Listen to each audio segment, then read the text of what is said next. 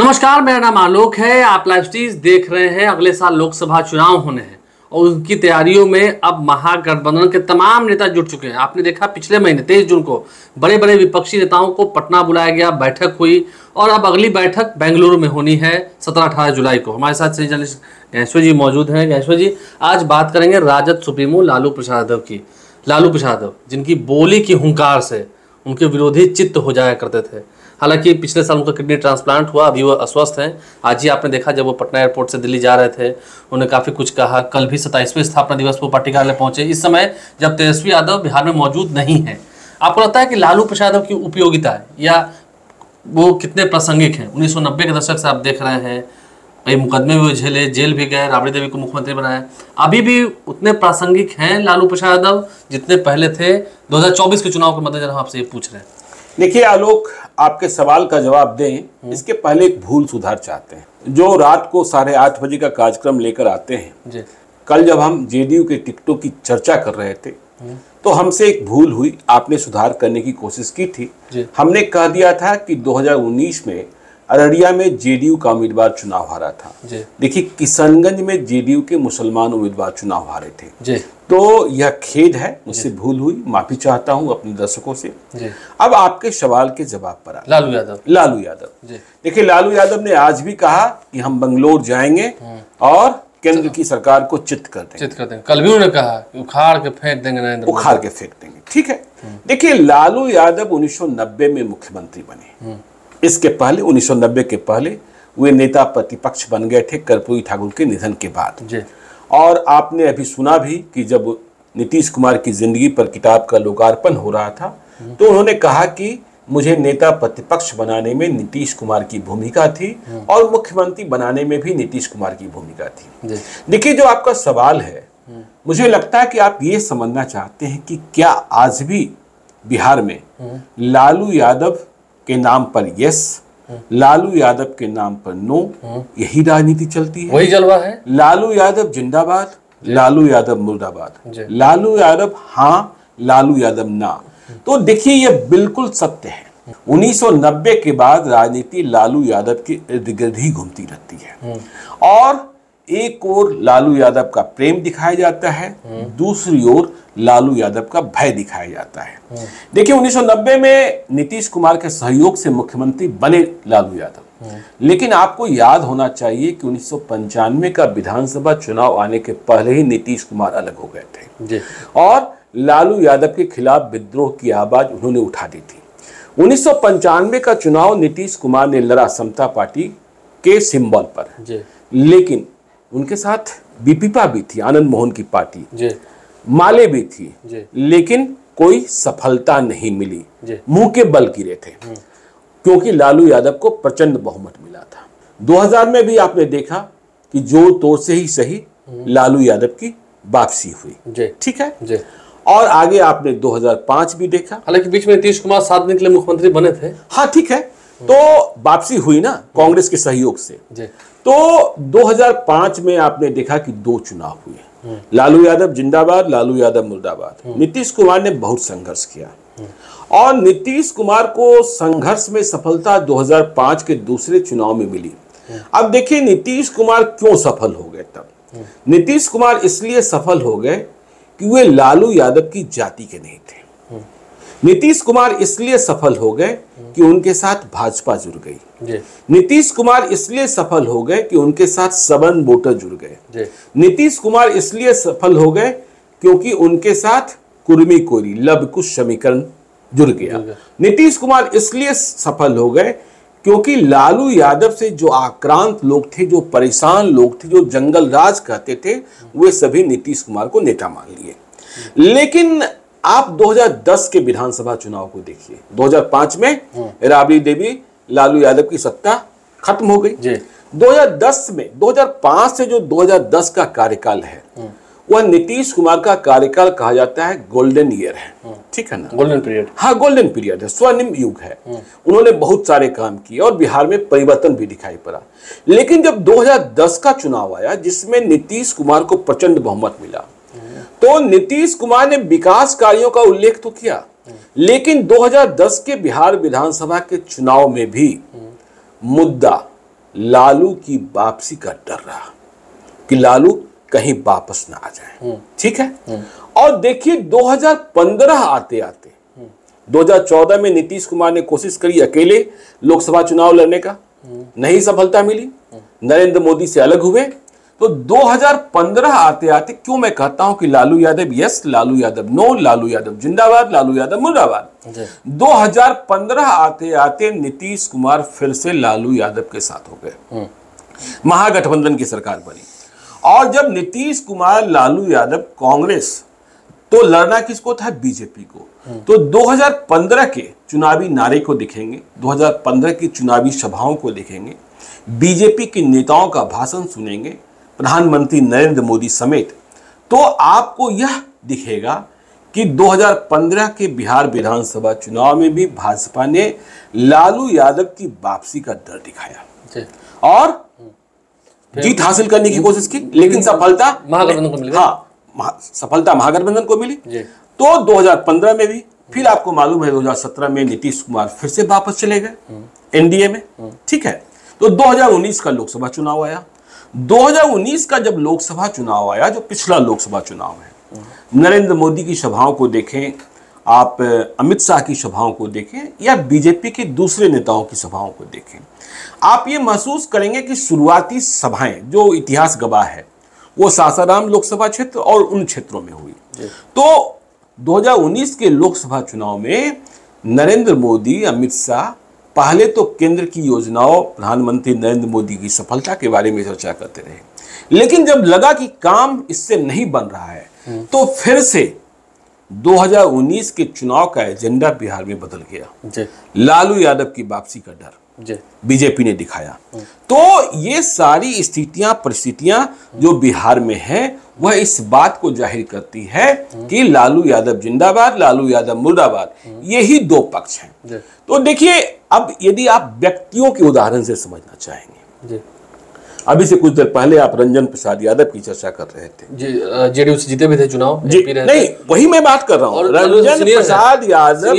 रंजन प्रसाद यादव लालू यादव के दोस्त भी थे। और जब 1990 में लालू यादव मुख्यमंत्री बने तो second chief minister Ranjan Yadav को ही माना जाता था। नाला रोड में चूड़ी गली है, वहीं से शासन और प्रशासन चलता था। लालू यादव से ज्यादा खौफ रंजन यादव का था।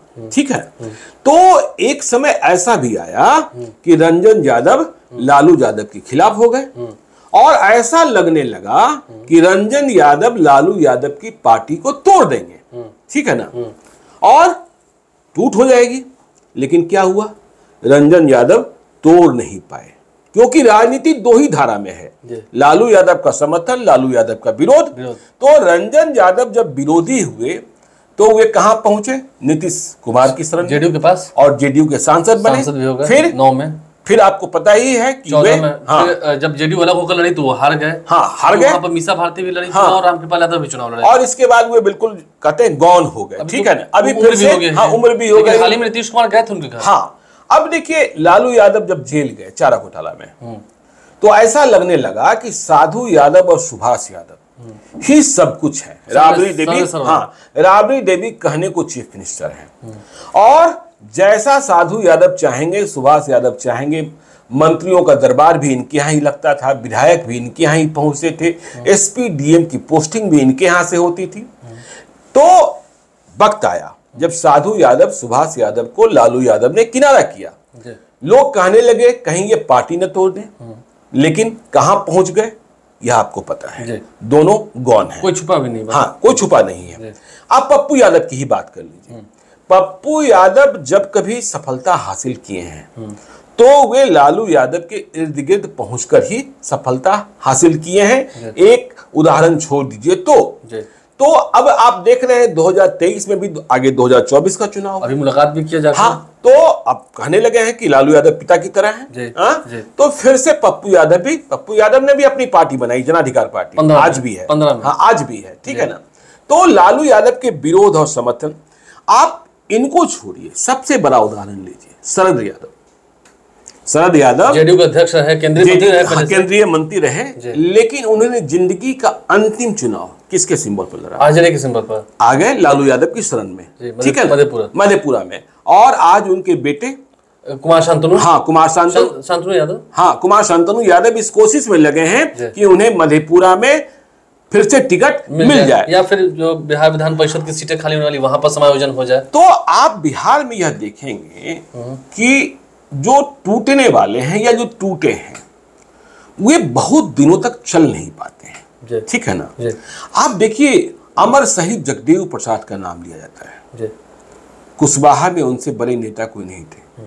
उनके बेटे नागमणि आज कहाँ हैं? दोनों के साथ रहे, लालू यादव के साथ रहे। लालू यादव से निराश हुए तो नीतीश कुमार के पास पहुंचे, उन्होंने अपनी पार्टी बनाई। तो बिहार में लालू यादव जिंदाबाद, लालू यादव मुर्दाबाद, जिससे नीतीश कुमार ने सत्ता छीनी। अब 2022 में 10 अगस्त 2022 से वे फिर लालू यादव के साथ हैं। तो इसको समझने की जरूरत है। देखिए, अब देखिए सतीश कुमार को याद कीजिए।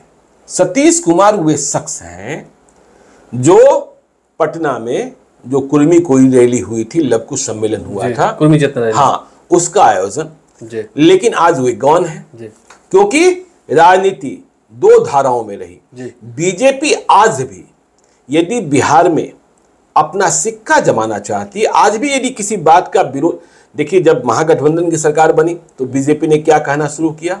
जंगल राज वापस आ जाए, भय बनाम भरोसा की बात, जंगल राज तू, ठीक है ना, भय बनाम भरोसा की बात, हाँ जंगल राज तू।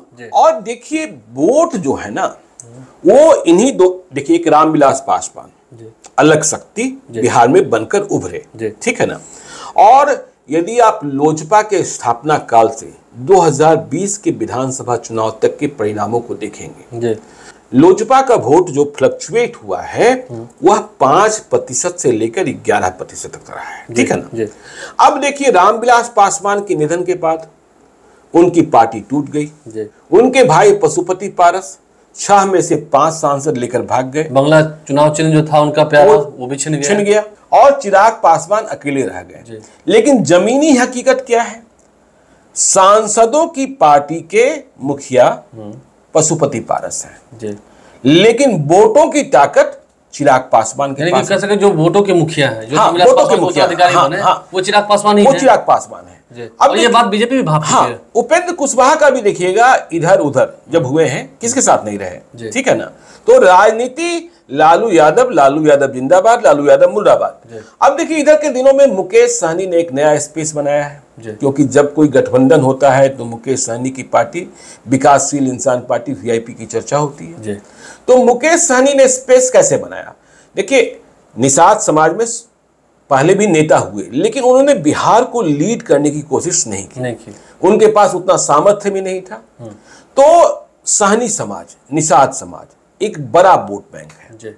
तो यह वोट बैंक कभी लालू यादव के साथ रहा, कभी बीजेपी के साथ रहा। अब उसे एक नेता मिला है, ठीक है ना। तो लेकिन यह भी गठबंधन के तहत है। जीतनराम मांझी को भी आप देखिए, जीतनराम मांझी भी लालू यादव के साथ रहे, नीतीश कुमार के साथ भी रहे। और नीतीश कुमार से जब नाराज हुए, मुख्यमंत्री बने थे, हटाए गए, तो ऐसा नहीं हुआ कि वे जेडीयू को तोड़ सके। जेडीयू को तोड़ नहीं पाए। उन्होंने एक पार्टी बनाई, हिंदुस्तानी अवाम मोर्चा। और हिंदुस्तानी अवाम मोर्चा की भी ताकत क्या है? बगैर किसी गठबंधन के, देखिए जिंदगी के अंतिम चरण में जीतनराम मांझी भी हैं, ठीक है ना। संतोष मांझी को वे आगे करने की कोशिश कर रहे हैं। अभी वे महागठबंधन से अलग हुए, बेटे को इस्तीफा दिलाया, अब एनडीए की ओर जा रहे हैं, चले ही गए हैं। और देखिए अभी जो एनडीए की ओर जाता है उसकी जिंदगी पर खतरा मंडराने लगता है, और उसे तुरंत 22+ और क्या हाँ इस तरीके की सिक्योरिटी, तो खैर नहीं मिला, लेकिन जेट जरूर मिल गया। इस तरीके की सिक्योरिटी मिल जाती है। तो आपने देखा कि संतोष मांझी को मिल गया, इसके पहले मुकेश सहनी को मिला था, उपेंद्र कुशवाहा को मिला था, उपेंद्र कुशवाहा को मिला ना। और देखिए ये तो स्थापित नेता हैं, ठीक है ना। हमने तो देखा है जितेंद्र स्वामी जो जेल से छूट कर आए थे, उन्हें भी इसी तरीके से सुरक्षा मिल गई थी, ठीक है ना। सिवान गोपालगंज के लोगों को याद है। तो बिहार की राजनीति लालू यादव के जिंदा रहते उनसे और लालू यादव की यादों को जिंदा रखते हुए बीजेपी भी जानती है कि वोट लालू यादव के पक्ष में है या लालू यादव के खिलाफ में है। देखिए, लालू यादव के शासनकाल को नीतीश कुमार, बीजेपी बिना लालू यादव के नाम के आगे नहीं चल सकती है, बिहार में नहीं चला सकता है, बिहार में नहीं चल सकता है। अब माले को ही देखिए ना, माले को मुरीकटवा पार्टी कहा जाता था। कटवा पार्टी, हाँ, मुरीकटवा पार्टी। कितनी बार नीतीश कुमार ने हाँ, 6 इंच छोटा करने वाला, ठीक है ना, लाल सलाम। हाँ, लाल सलाम। लेकिन आज वह भी महागठबंधन का एक मजबूत सहयोगी दल है और 2020 के बिहार विधानसभा चुनाव में आरजेडी के साथ था, उसका शानदार प्रदर्शन रहा है। तो बिहार की राजनीति लालू यादव यस, लालू यादव नो, लालू यादव जिंदाबाद, लालू यादव मुर्दाबाद, इसके ही इर्द गिर्द आज भी घूम रही है और 2024 में भी आप देखेंगे। देखिए, आज भी तेजस्वी यादव की पहचान लालू यादव के बेटे के रूप में है, ठीक है ना। लालू यादव दीर्घायु रहे, लंबी जिंदगी को प्राप्त करें। अब तो स्वस्थ भी हो गए। हाँ, अब स्वस्थ भी हो गए, कहते भी हैं कि अब तो मैं फिट हो गया हूँ। नरेंद्र मोदी को फिट कर देना है। देखिए, वह कष्टकर जिंदगी भी उन्होंने गुजारी जब 1 लीटर से अधिक पानी नहीं पीना था। अब तो जितनी मर्जी उतनी पानी पी सकते हैं, ठीक है ना। तो उन्हें बड़ा पसंद केतारी इक का रस, उसे पीने के लिए परेशान हो जाते थे, कार्यकर्ताओं को डांट लगती थी, थे। लेकिन दूर छत से राबड़ी देवी देखा करती थी, कोई लाकर दे तो नहीं देता है, हेल्थ इश्यू नहीं, वो चोरी भी है। तो अब तो कह रहे हैं लालू यादव मैं फिट हो गया हूं और दुश्मनों को फिट कर देना है। तो देखिए, लालू प्रसाद यादव के इर्द गिर्द ही राजनीति पहले भी घूमती रही है और वास्तविकता यह है, लालू प्रसाद यादव का डर दिखाकर या जैसे भी उनके विरोधी एक तरफ जहां प्रेम और भय, एक तरफ प्रेम, दूसरी तरफ भय, और वही दूसरे जो उनके कार्यकर्ता जो उनसे जुड़े हुए हैं, प्रेम से जुड़े हुए हैं, अभी भी जो बूढ़े बुजुर्ग हैं वो सीधा कहते हैं हम लालटेन जानते हैं, लालू जानते हैं, जो उनसे प्रेम करते हैं। तो लालू प्रसाद यादव के इर्द गिर्द ही बिहार की सियासत तो घूमती रही है और अभी भी घूम रही है। 24 का चुनाव भी इसी एजेंडे पर जरूर होना है, यानी कि जो उनकी उपयोगिता है वो अभी भी उतनी ही है जितनी पहले थी। आप लाइव के साथ बने रहे, हमारे चैनल को सब्सक्राइब कर लें, साथ साथ फेसबुक पेज भी लाइक करें। धन्यवाद।